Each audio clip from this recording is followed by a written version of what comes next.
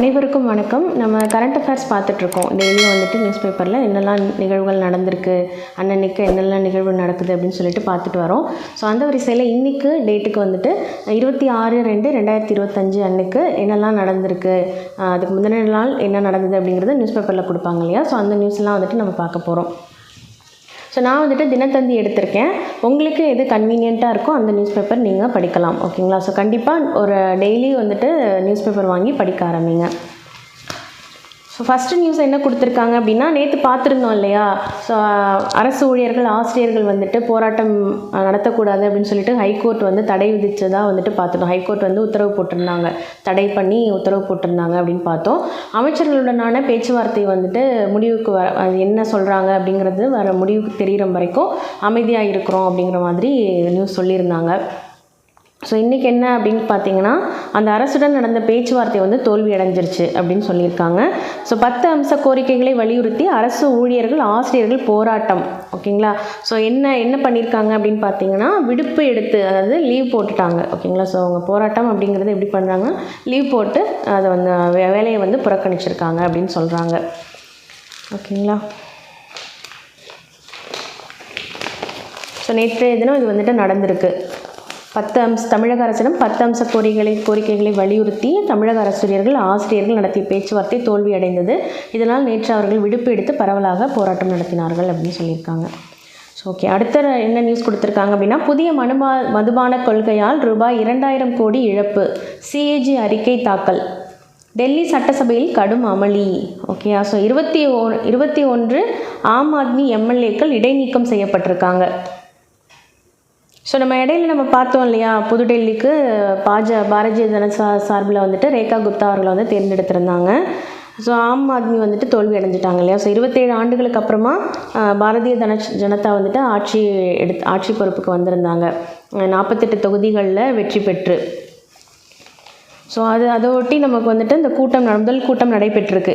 டெல்லி சட்டசபையில் முதல் கூட்டம் நேற்று முன்தினம் தொடங்கியது. அந்த முதல் நாளில் முதல் மந்திரி ரேகா குப்தா உள்பட பாரதிய ஜனதாவின் 48 எம்எல்ஏக்களும் ஆம் ஆத்மியின் 22 எம்எல்ஏக்களும் உறுப்பினர்களாக பதவியேற்றுக் கொண்டனர் அப்படின்னு சொல்லி போட்டிருக்காங்க. இதைத் தொடர்ந்து நேற்று கவர்னர் உரைவுக்கு பிறகு வழக்கமான கூட்ட நடவடிக்கைகள் தொடங்கின. கவர்னர் VK சக்சேனா உரையாற்றும் பொழுது தலைமை கணக்கு தணிக்கையாளர் CAG அறிக்கையை கடந்த ஆம் ஆத்மி அரசு தாக்கல் செய்யாமல் வைத்திருந்தது என குறிப்பிட்டார். ஓகேங்களா. ஸோ அதை தொடர்ந்து அவர் வந்துட்டு அவங்களுடைய புதிய மதுபான கொள்கையால் அரசாங்கத்துக்கு வந்துட்டு 2000 கோடி ரூபாய் இழப்பு அப்படின்னு சொல்லியிருக்கிறாங்க.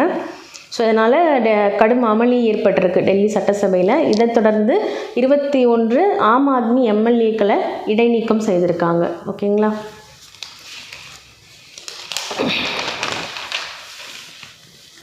ஓகே, நெக்ஸ்ட் பேஜில் என்ன கொடுத்துருக்காங்கன்னா, குழு நாடகங்களை தவிர்த்துவிட்டு அரசு ஊழியர்கள் ஆசிரியர்களுக்கு பழைய ஓய்வூதிய திட்டம் அப்படின்னு சொல்லிட்டு ஓய்வு திட்டம் வந்துட்டு கொடுக்கணும் அப்படின்னு சொல்லிட்டு டாக்டர் ராமதாஸ் அவர்கள் வந்து வலியுறுத்தியிருக்கிறாங்க அப்படின்னு சொல்லியிருக்கிறாங்க. அடுத்ததாக வந்துட்டு போலீஸாருக்கு ஊதிய உயர்வு வழங்க கோரும் 5வது காவல் ஆணையத்தின் பரிந்துரைகளை செயல்படுத்த வேண்டும் அப்படின்னு சொல்லி அன்புமணி ராமதாஸ் அவர்கள் வந்து வலியுறுத்தியிருக்கிறதா சொல்லியிருக்காங்க. அடுத்ததாக, என்னை தெர்மோக்கள் என்று கிண்டல் செய்கிறார்கள், மனோகரா போல் பொங்கியெழ வந்துள்ளேன் அப்படின்னு சொல்லிட்டு செல்லூர் ராஜு ருசிகர பேச்சு அப்படின்னு ஒரு நியூஸ் கொடுத்துருக்காங்க. அடுத்ததாக வணிக பகுதியில் என்ன கொடுத்துருக்காங்க அப்படின்னு பார்க்கலாம். 5 நாட்கள் சரிவுக்கு பிறகு பங்குச்சந்தை உயர்வு. ஸோ நான் பார்த்துட்டு இருந்தோம் இல்லையா. ஸோ நேற்று வரைக்கும் வந்துட்டு பங்குச்சந்தை வந்து சரிவிலேயே இருந்தது அப்படின்னு சொல்லி பார்த்துருந்தோம். ஸோ அது வந்துட்டு உயர்வுக்கு வந்திருக்கு அப்படின்னு சொல்லியிருக்காங்க. இந்திய பங்குச்சந்தைகள் தொடர்ந்து 5 நாட்களாக சரிவு பாதையில் சென்று கொண்டிருந்தன. நேற்று மும்பை பங்குச்சந்தை ஏற்றம் கொண்டது. மும்பை பங்குச்சந்தை குறியீட்டு எண் சென்செக்ஸ் 147 புள்ளிகள் உயர்ந்து 74,602 புள்ளிகளில் வர்த்தகம் நிறைவடைந்தது. 30 நிறுவன பங்குகளில் 17 நிறுவன பங்குகள் லாப பட்டியலிலும் 13 நிறுவன பங்குகள் நஷ்டப்பட்டியலிலும் இடம்பெற்றன. தேசிய பங்குச்சந்தையின் சரிவு நேற்றும் தொடர்ந்தது. அதன் குறியீட்டு எண் நிஃப்டி 5 புள்ளிகள் சரிந்து 22,547 புள்ளிகள் வர்த்தகம் முடிவடைந்தது அப்படின்னு சொல்லியிருக்காங்க. சூரிய சக்தி சாதனங்கள் உற்பத்திக்கு ரூபாய் 8,700 கோடி மானியம். இந்தியாவில் சூரிய சக்தி மின்சார உற்பத்தி வேகம் எடுத்துள்ளது. ஆனால் சூரிய சக்தி தகடுகளில் பயன்படுத்தப்படும் வேஃபர், இங்காட் ஆகிய சாதனங்களில் உள்நாட்டு உற்பத்தி அதிகரிக்கவில்லை. அதனால் அவை சீனாவிலிருந்து இறக்குமதி செய்யப்படுகின்றன. இந்நிலையில் வேவர் இங்காட் சாதனங்களின் உள்நாட்டு உற்பத்தியை ஊக்குவிக்கும் வகையில் $100 கோடி முதலீட்டு மானியம் அளிக்க மத்திய புதுப்பிக்கத்தக்க எரிசக்தி அமைச்சகம் திட்டமிட்டுள்ளது. இதற்கு பிரதமர் அலுவலகத்தின் மூத்த ஆலோசகர்களின் ஆதரவும் உள்ளது. முதலீட்டு மானியம் அளிக்கும் திட்டம் சில மாதங்களில் மத்திய மந்திரி சபையின் ஒப்புதலுக்கு முன்வைக்கப்படும் என்று கூறப்படுகின்றது. ஓகேங்களா. ஸோ இந்தியாவில் சூரிய சக்தி மின்சார உற்பத்தி வேகம் எடுத்திருக்கிறது அப்படின்னு சொல்கிறாங்க. ஸோ அதுக்கான அந்த சாதனங்கள் வந்துட்டு ஏதுவான வகையில் இல்லை அப்படிங்கிறதுனால சீனாவிலேருந்து இறக்குமதி பண்ணியிருக்கிறாங்க. ஸோ அதுக்காக வந்துட்டு அவங்க எவ்வளோ ஒதுக்கியிருக்காங்க அப்படின்னு பார்த்தீங்கன்னா 8700 கோடி. ஓகேங்களா. அதாவது $100 கோடி வந்துட்டு அவங்க ஒதுக்கியிருக்கிறாங்க, முதலீட்டு மானியமாக ஒதுக்கியிருக்கிறாங்க அப்படின்னு சொல்லியிருக்கிறாங்க. ரூபாய் மதிப்புள்ள 51 காசுகள் வீழ்ச்சி. அமெரிக்க டாலருக்கு நிகரான இந்திய ரூபாயின் மதிப்பு நேற்று முன்தினம் ரூபாய் 86.72 முடிவடைந்தது. இந்நிலையில் நேற்று ரூபாய் ஒரே மதிப்பு ஒரேடியாக 51 காசுகள் வீழ்ச்சியடைந்து ஒரு டாலருக்கான மதிப்பு ரூபாய் 87.23 சரிந்தது. அமெரிக்க வரி விதிப்பு மிரட்டலின் நிச்சயமற்ற தன்மை மாத கடைசி என்பதால் இறக்குமதியாளர்களுக்கு டாலரின் தேவை அதிகரிப்பு, பங்குச்சந்தையில் வெளிநாட்டு முதலீட்டாளர்களின் முதலீடு வெளியேறியது ஆகிய காரணங்களால் ரூபாய் மதிப்பு கடும் வீழ்ச்சி அடைந்துள்ளது அப்படின்னு சொல்கிறாங்க.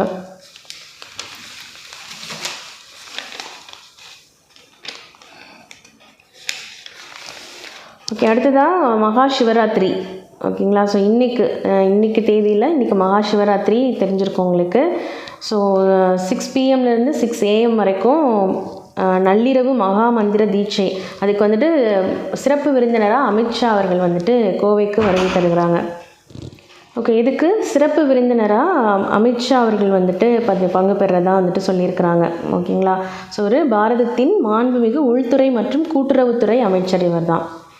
ஸோ லட்சக்கணக்கான மக்களுக்கு மகா அன்னதானமும் இலவச இருக்கை வசதியும் செய்து தராங்க அங்கே. ஓகே, மக்கள் தொகைக்கு ஏற்ப மறுசீரமைப்பு 8 நாடாளுமன்ற தொகுதிகளை இடிக்கும் தமிழகம் அப்படின்னு சொல்லி போட்டிருக்காங்க தலைப்புச் செய்தியாக. ஓகேயா. ஸோ அடுத்ததாக வந்துட்டு 5ஆம் தேதி அனைத்து கட்சி கூட்டம் நடைபெறும்னு ஸ்டாலின் அவர்கள் வந்துட்டு அறிவிப்பு விடுத்திருக்காரு. நம்ம நேற்று முன்தினம் பார்த்துருந்தோம் இல்லையா, நேற்று வந்துட்டு சட்டசபை வந்துட்டு கூடுது அப்படின்னு சொல்லிட்டு பார்த்துருந்தோம் இல்லையா. ஸோ அந்த இதில் அவர் வந்துட்டு இதையும் வந்துட்டு அறிவிச்சிருக்காங்க.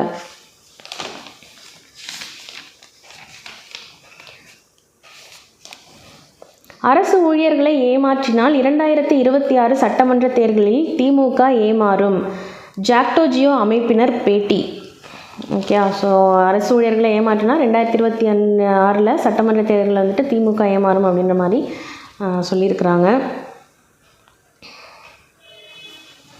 ஒசூர் கெலவரப்பள்ளி அணையில் இன்று முதல் தண்ணீர் திறப்பு தமிழக அரசு அறிவிச்சிருக்காங்க.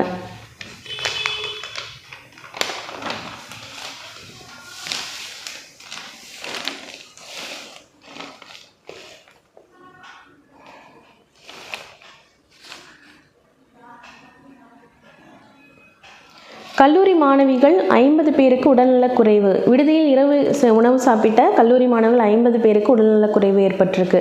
மத்திய பிரதேசம் மாநிலம் அனுப்பூர் மாவட்டத்தில் இந்திரா காந்தி தேசிய பழங்குடியின பல்கலைக்கழகம் உள்ளது.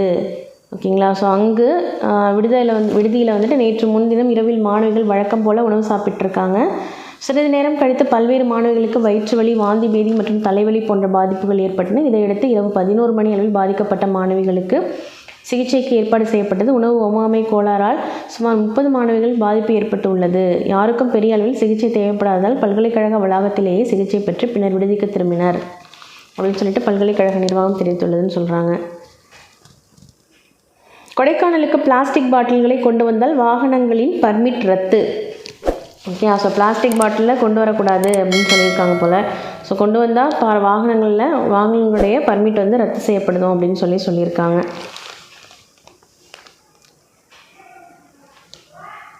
மலைகளின் இளவரசியான கொடைக்கானலுக்கு தடை செய்யப்பட்ட தண்ணீர் பிளாஸ்டிக் பாட்டில்களை கொண்டு வந்தால் வாகனங்களில் பர்மிட் ரத்து செய்யப்படும் என்று கலெக்டர் சரவணன் அதிரடியாக அறிவித்துள்ளார்.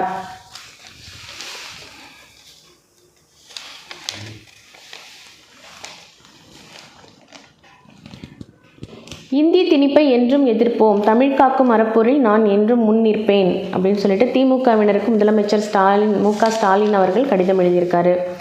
சிபிஎஸ்இ 10ஆம் வகுப்பு ஆண்டுக்கு 2 முறை பொதுத் தேர்வு, வரைவு விதிமுறைகளுக்கு ஒப்புதல். ஓகேங்களா. ஸோ சிபிஎஸ்சிக்கு வந்துட்டு 10ஆம் வகுப்புக்கு ஆண்டுக்கு 2 முறை வந்துட்டு பொதுத் தேர்வு வைக்கிறதா வந்துட்டு ஒப்புதல் கேட்டிருக்காங்க போல இருக்கு.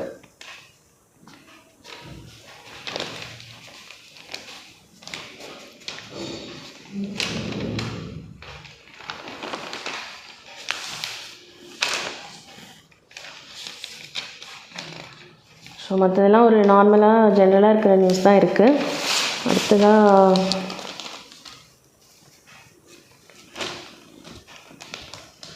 மகா கும்பமேளா நிறைவு விழா சிறப்பு நிகழ்ச்சிகள். ஓகே, பிரயாக்ராஜில் நடைபெற்றுட்டு இருந்தது இல்லையா மகா கும்பமேளா. ஸோ அதோட நிறைவு விழா சிறப்பு நிகழ்ச்சிகள் வந்துட்டு நடைபெற்றிருக்கு. வாகனங்களுக்கு தடை, பல்வேறு கட்டுப்பாடுகள் விதிப்பு அப்படின்னு போட்டிருக்காங்க. தவிக 2ஆம் ஆண்டு தொடக்க விழா மாமல்லபுரம் சொகுசு விடுதியில் இன்று நடக்கிறது.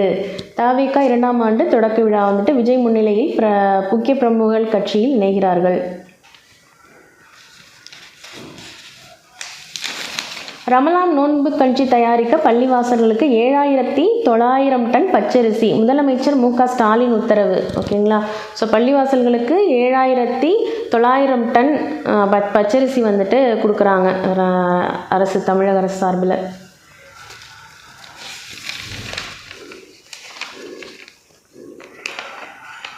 உக்ரைன் போர் தொடர்பாக கொண்டுவரப்பட்ட ஐநா தீர்மானத்தில் ரஷ்யாவுக்கு அமெரிக்கா ஆதரவு, வாக்கெடுப்பை புறக்கணித்த இந்தியா. திருச்செந்தூர் சிவந்தி அகாடமியின் சார்பில் ரயில்வே துறை தேர்வுக்கு ஆன்லைன் பயிற்சி வகுப்பு. ஓகே, வருகிற 4ஆம் தேதி தொடங்குகிறது. ரயில்வே துறை தேர்வுக்கு ஆன்லைன் பயிற்சி வகுப்பு வந்துட்டு தொடங்கி வைக்கிறாங்க.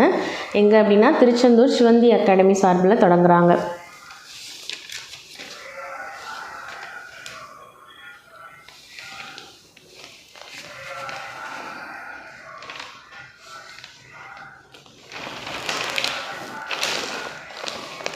மத்திய மந்திரி அமித்ஷா கோவை வருகை, விமான நிலையத்தில் பாரதிய ஜனதாவினர் உற்சாக வரவேற்பு. நம்ம பார்த்தோம் இல்லையா, மகாசிவராத்திரி விழாவுக்காக வந்துட்டு அமித்ஷா அவர்கள் வந்துட்டு வராங்க அப்படின்னு சொல்லிட்டு. ஸோ அவங்களுக்கு கோவை வந்துட்டு அவர் வரதை ஒட்டி அவருக்கு வந்து பாரதிய ஜனதாவினர் உற்சாக வரவேற்பு கொடுத்துருக்காங்க.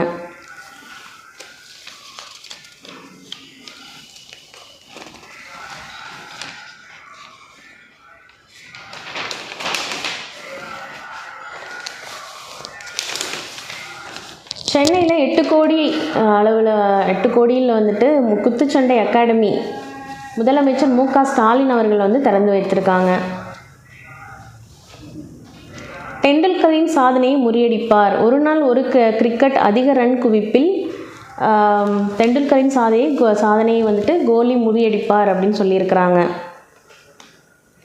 ஒலிம்பிக் சாம்பியனுக்கு அதிர்ச்சி அளித்தது இந்தியா, பெண்கள் ப்ரோ ஹாக்கி லீக் ஒலிம்பிக் சாம்பியனுக்கு அதிர்ச்சி அளித்தது இந்தியா அப்படின்னு சொல்லிட்டு ஒரு நியூஸ் கொடுத்துருக்காங்க. என்ன அப்படின்னா 6வது ப்ரோ ஹாக்கி லீக் போட்டி பல்வேறு நாடுகளில் நடந்து வருகிறது. இதில் புவனேஸ்வரில் நேற்று நடந்த பெண்கள் பிரிவு லீக் ஆட்டம் ஒன்றில் இந்திய அணி ஒலிம்பிக் சாம்பியனும் உலகின் நம்பர் 1 அணியுமான நெதர்லாந்துடன் மல்லு கட்டியது. பரபரப்பான இந்த ஆட்டத்தில் நெதர்லாந்து கேப்டன் ஃபியன் சாண்டர்ஸ் 17வது நிமிடத்திலும் பே வாண்டர் எஸ்ட் 22வது நிமிடத்திலும் கோல் போட்டனர். இதனால் முதல் பாதியில் நெதர்லாந்து அணி 2-0 என்ற கணக்கில் முன்னிலை பெற்றது. முன்பாதியில் சரிவை சமாளித்து முன்னேறிய இந்திய அணியில் தீபிகா 35வது இடத்திலும் பல்ஜித் கவுர் 43வது நிமிடத்திலும் கோல் திருப்பினர். வழக்கமான நேரம் முடிவில் ஆட்டம் 2-2 என்ற கோல் கணக்கில் சமனானது. இதனடுத்து வெற்றி தோல்வியை நிர்ணயிக்க ஷூட் அவுட் விதி கடைபிடிக்கப்பட்டது. இதில் இந்தியா அபாரமாக செயல்பட்டு 2-1 என்ற கோல் கணக்கில் நெதர்லாந்தை தோற்கடித்து இதுவரை 8 ஆட்டங்களில் ஆடியுள்ள இந்திய அணிக்கு இது 3வது வெற்றியாகும். ஓகேங்களா. ஸோ 3rd டைம் வந்துட்டு வின் பண்ணியிருக்காங்க இந்தியா.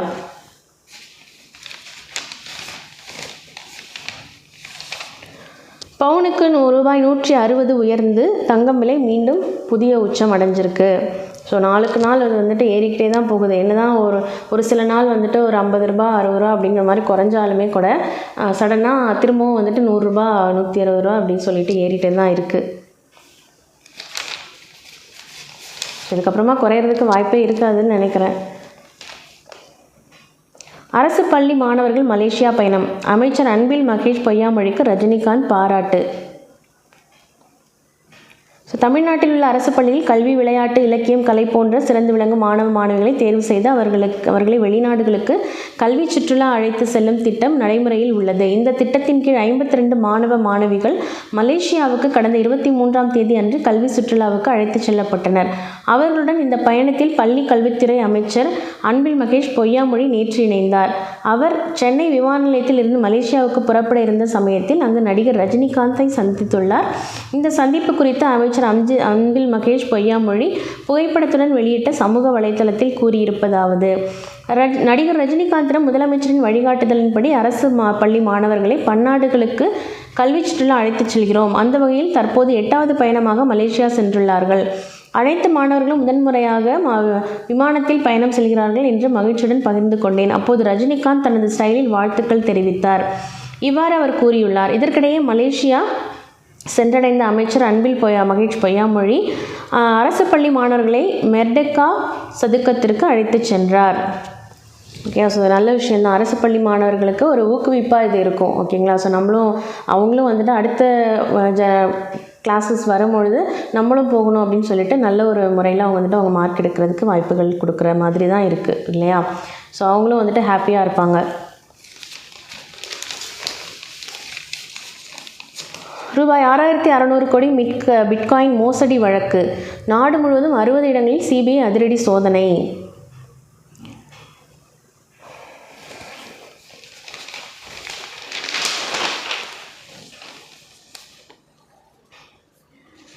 சிக்கிய 8 பேரை மீட்கும் பணி 72 மணி நேரமாக நீடிப்பு.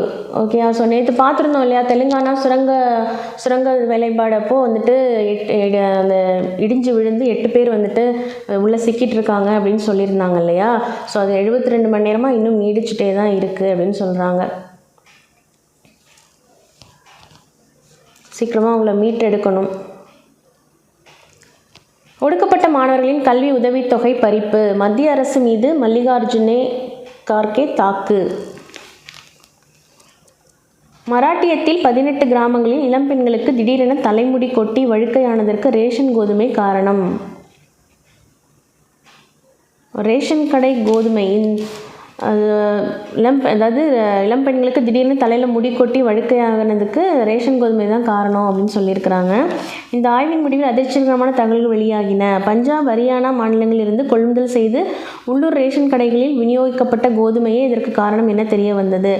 பாதிக்கப்பட்ட பகுதிகளில் விளைந்த கோதுமையை விட மேற்கண்ட மாநிலங்களில் இருந்து கொள்முதல் செய்த ரேஷன் கடைகளில் விநியோகிக்கப்பட்ட கோதுமையில் செலினியத்தின் அளவு 600 மடங்கு வரை அதிகமாக இருப்பது கண்டறியப்பட்டது. செலினியம் என்பது மண்ணில் காணப்படும் ஒரு கனிமமாகும். இது இயற்கையாகவே தண்ணீரிலும் சில உணவுப் பொருட்களிலும் உள்ளது. வளர்சிதை மாற்றத்தால் முக்கிய பங்கு வகிக்கும் செலினியம் மனிதர்களுக்கு மிக குறைந்த அளவில் தேவைப்படுகிறது.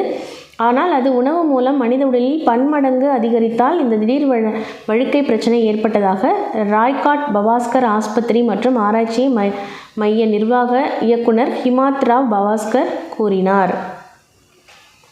இப்படியெல்லாம் வந்துட்டு ப்ராப்ளம் வருது பாருங்கள்.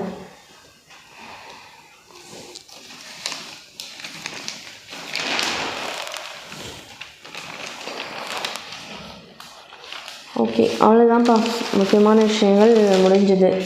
ஓகே, ஸோ கண்டிப்பாக நான் சொன்ன மாதிரி நியூஸ் பேப்பர் வாங்கி கண்டிப்பாக படிங்க. ஓகேங்களா? ஸோ நீங்கள் உங்களுக்கு எது கன்வீனியண்ட்டான நியூஸ் பேப்பராக இருக்கோ, வெதர் இங்கிலீஷ் ஆர் தமிழ் எதுனாலுமே ஓகே தான். ஓகேயா? ஸோ எது உங்களுக்கு கன்வீனியண்ட்டாக இருக்கோ, படிக்கணும்னு நினைக்கிறீங்களோ அதை வந்துட்டு வாங்கி படிங்க. உங்களுக்கு ஈஸியாக இருக்குது, இந்த தமிழ் நடை வந்துட்டு எனக்கு ஈஸியாக இருக்குது அப்படின்னு நீங்கள் எதை ஃபீல் பண்ணுறீங்களோ அதை வந்துட்டு நீங்கள் வாங்கி படிக்கலாம். ஓகேங்களா? ஸோ ஏன்னா எல்லா நியூஸ் பேப்பர்லேயுமே மோஸ்ட் ஆஃப் த முக்கியமான விஷயங்கள் என்ன அப்படிங்கிறத கவர் பண்ணிவிடுவாங்க. ஸோ இதுதான் படிக்கணும் அப்படின்லாம் கிடையாது. ஆனால் கண்டிப்பாக நியூஸ் பேப்பர் தினமும் படிங்க அப்படின்னு தான் நான் சொல்கிறேன். ஓகே, மீண்டும் நாளைய தின நியூஸ் பேப்பரோடு நம்ம சந்திக்கலாம். நன்றி, வணக்கம்.